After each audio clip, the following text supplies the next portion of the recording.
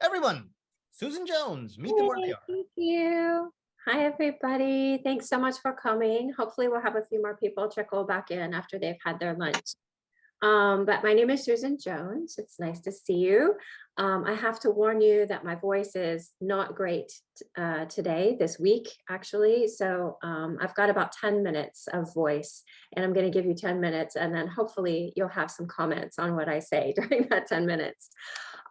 Just to introduce myself, for those who don't know me, I teach translation classes and also a graduation thesis seminar at Kobe College, which is located in Nishinomiya. We're a small women's liberal arts college. And today I'd like to talk about 3 small changes I made this semester. Let me share my screen with you.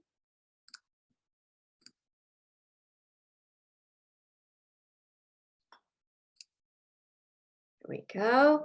I'd like to share with you 3 small changes I made this semester that seem to have a really positive impact on both my stress level and also the general atmosphere in my classes. So I titled this Meet Them Where They Are. Let's go ahead and take a look at those 3 changes I made. The first small change I made was flexible deadlines. So with the exception of final exams, everything, all homework, was due by the last day of the semester. That doesn't mean, of course, I had deadlines. I wanted students usually to have homework finished by the following week. But if a student was late handing in homework, the absolute last day to turn it in and still get credit for it was the last day of the semester. The second small change I had was a 0 attendance policy. And this means that I did not deduct points or fail students for not showing up to class. I think this is probably going to be one of the more controversial things that I did. The third small change I made was getting student feedback every week. And sometimes this was a simple, like, raise your hand if you struggled with the homework. And other times it was a longer discussion, or even sometimes it was a written survey. So it came in different forms and formats and different lengths of time, but I tried to have that sort of touch base with my students' time at the beginning of every class. And that's not something I had done previously. So what was my motivation for making these changes? Well, actually, my motivation was pretty selfish. I wanted to save myself time and energy that I could spend better doing other things. I don't need to tell you guys how much time it can take to remind students to hand in homework, or to nag them to come to class, or to listen to the excuses about late homework or absences, that sort of thing. But I also, at the same time, I wanted to lower the amount of pressure on students themselves. So, students are often juggling several big deadlines in a week, just like we do in real adult life. They also often they have part-time jobs, club activities, and also job hunting if they're 3rd or 4th year students. So if getting a few extra days to work on something would help them out, then why wouldn't I do that? That's a very small ask, in my opinion. I also didn't want students trying to work while they were sick. Obviously I don't want them to come to school, but it's counterproductive to try to get anything of substance done when you're not feeling well. So finally, the last thing was that I realized these 3 changes would all give students greater control and agency over their own education. We know that the more we put into something, the greater benefit we usually get. And sometimes it takes students a little bit to put 2 and 2 together on that. But most students actually realize pretty quickly, hey, if I don't show up to class, I might be missing something important. What am I missing? So students got it pretty quickly. Let me talk just a little bit more detail about each of these 3 things. The first one was flexible deadlines. As I mentioned, everything was due by the end of the semester. This is something that I've been playing with for a little while now with some of my classes, and I fully implemented it this year.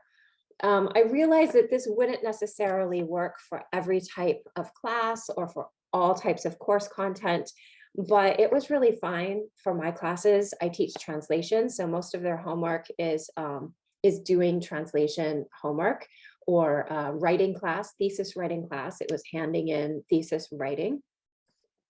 And I was able to manage the flexible deadlines because I used an LMS called Canvas. And the homework deadlines are really clear inside Canvas. And inside most LMSs, it's very clear to students.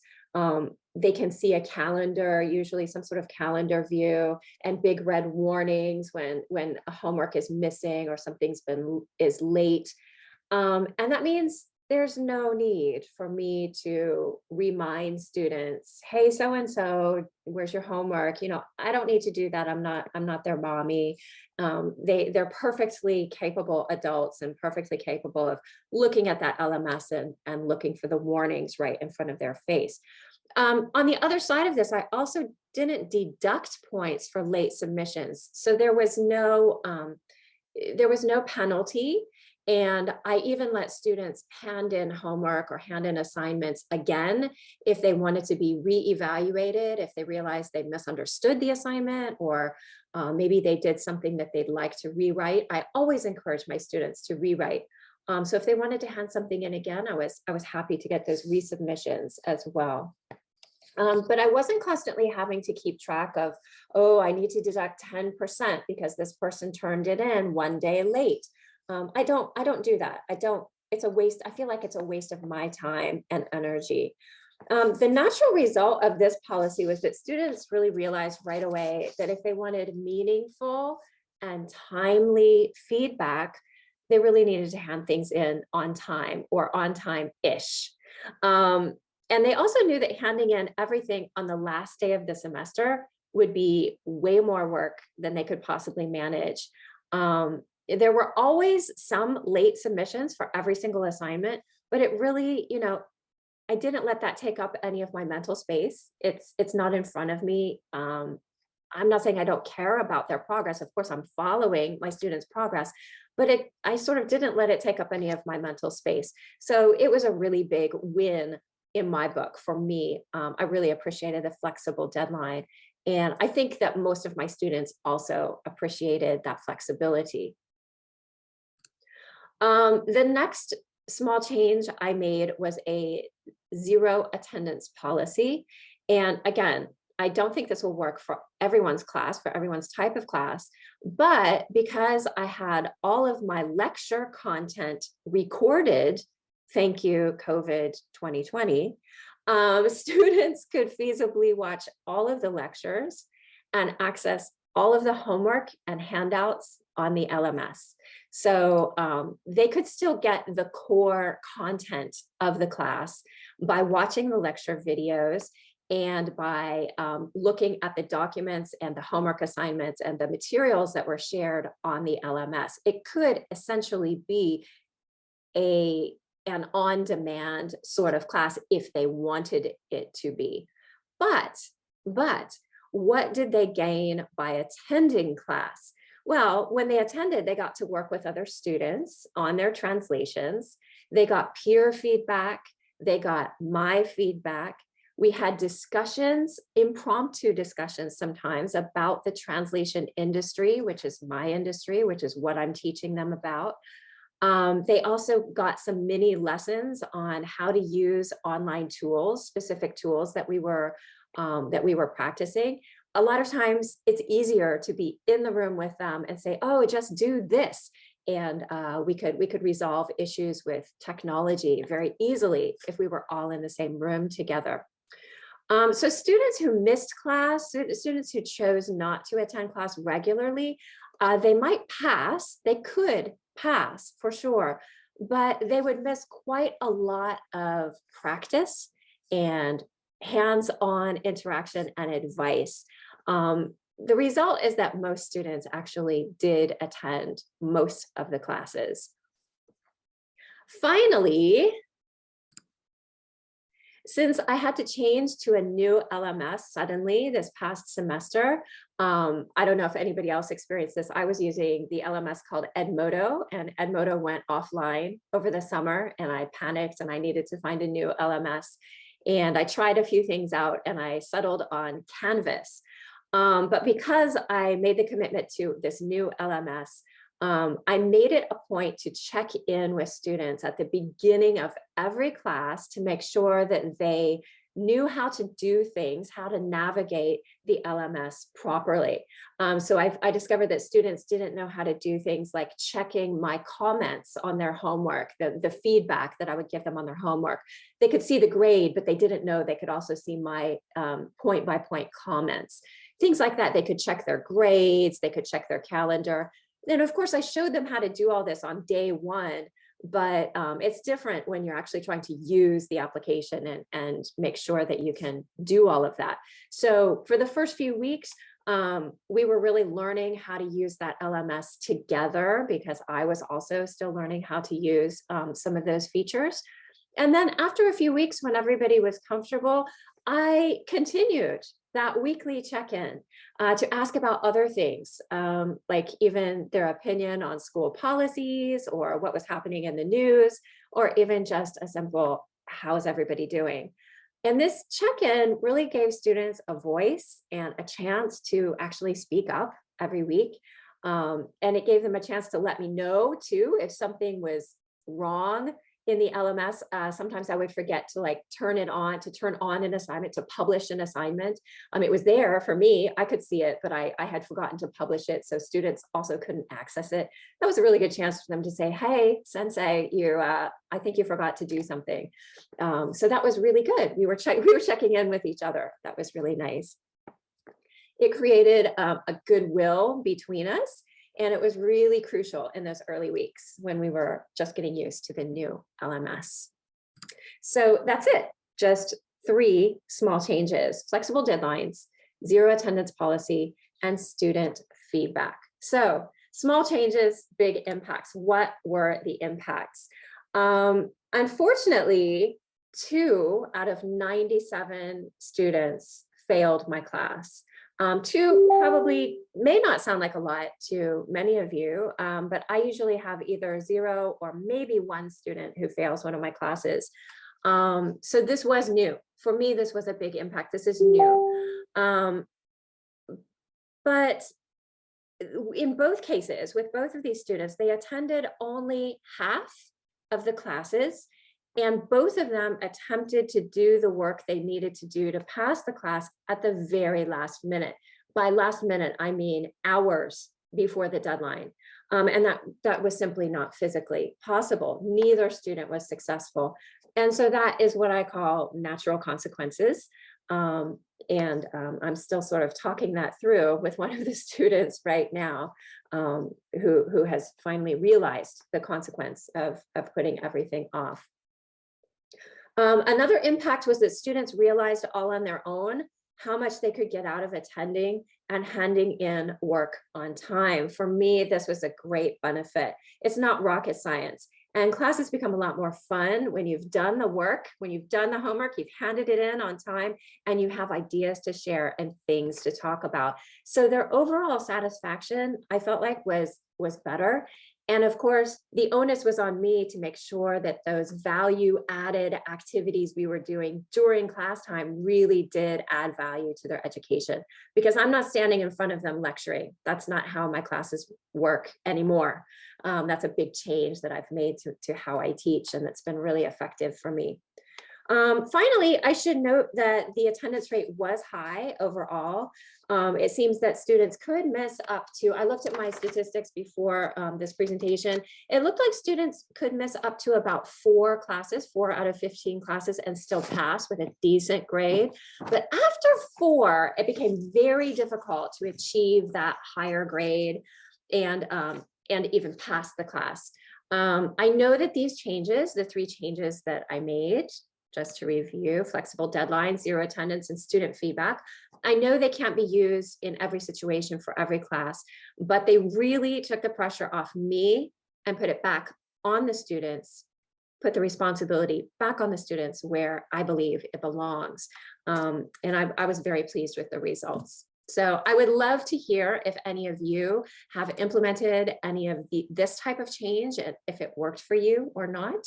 And hopefully I can answer you. My voice seems to be okay. I'm doing Okay, it. you had a bunch of comments. I think people were listening. Oh, I haven't even looked. So let me flip through the So that's comments. exactly what happens to me. So I'm going to show you, I'm going to point out to you, there were two specific questions, one from Helen, one from Sachiko. I welcome both of them to open up their cameras and their microphones to ask for themselves. Otherwise, Helen, I'm going to read your question. Okay, I'm reading it right now. Oh, yeah, go ahead. Yeah, great. Helen asks if the next guidelines for course credit to attend 2/3 of the classes or more are an obstacle for you.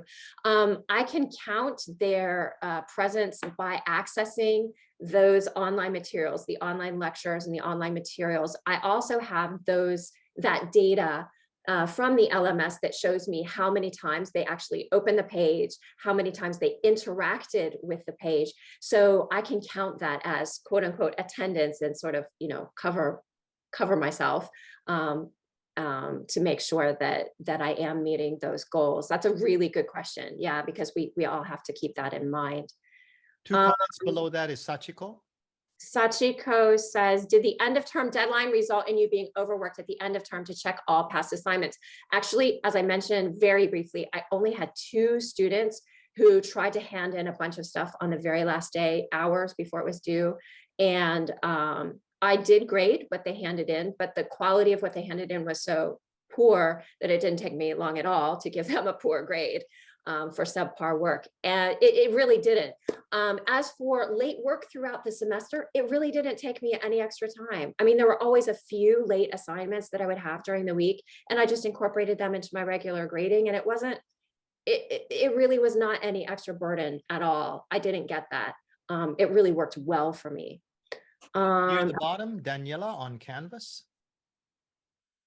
Yeah, I just want to point out, Timothy also mentioned that he stresses that a large chunk of his grade is participation in activities in the classroom. Totally get that.